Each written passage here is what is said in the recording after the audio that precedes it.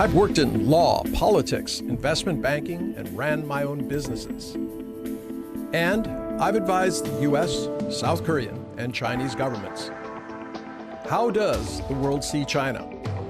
How does China see the world?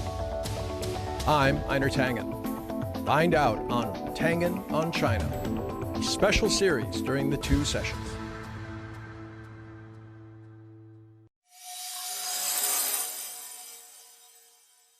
For 40 years, China has been blazing its own unique path as a socialist market economy.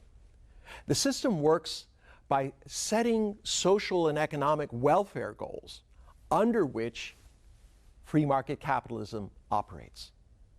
Today, China is the largest economy in terms of purchasing power parity, and the second largest in absolute dollar terms.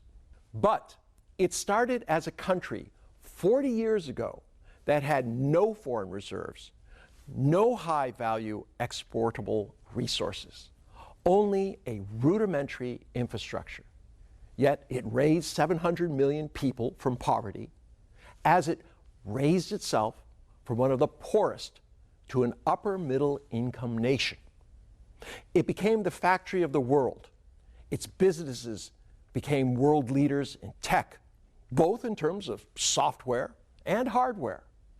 And it has offered a new model of government that differs from the Judeo-Christian democratic free market capitalist system favored by the dominant developed nations since World War II. As can be seen in this chart, it has been wildly successful. This is the relative change in gross domestic product from 1967 to 2017. That line going through the roof is China, while the other three are the United States, the European Union, as well as the rest of the world. And that is the problem. Over the last 40 years, the assumption by developed democratic free market capitalist countries was that China's political and economic system would fail because it didn't follow what they believe is the only sustainable model. Worse, while China was flourishing, these developed countries fell behind.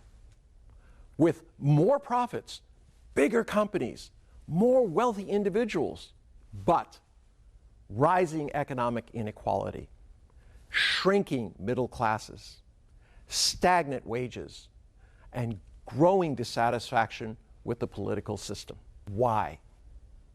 Western-style democratic governments allow voters to change governments and leaders, an important pressure relief mechanism that allows new ideas and leaders to work within the same governance structure.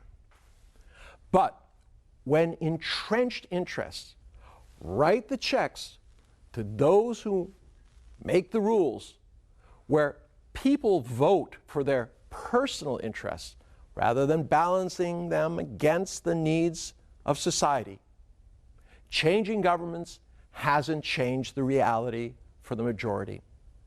Instead, voters have been left to choose between competing populists who insist they can solve structural problems that were years in the making with a few slogans, some policies and expenditures.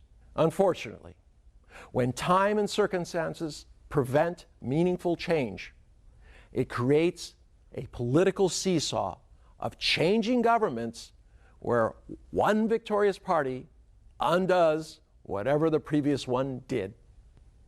In China, there's only one ruling party, and it alone is responsible for governance. While individuals can succeed or fail, the collective cannot, which is why so much time, resources are spent discussing and planning. Put simply, They don't have a choice. The spotlight and pressure to move the society and the economy rests solely on them. What does this mean for China? China will continue to use its pragmatic socialist planning approach to governance because it has been successful. But as threats from developed countries continue, it will try to concentrate on its own region and depend more on its domestic capabilities. What does this mean for the rest of the world? That will depend on how you and your country sees China, for what it is or for an existential threat. Unfortunately, to see China for what it is will require some countries to re-examine their assumptions and understand that there are many paths to sustainable mutual prosperity, not just one.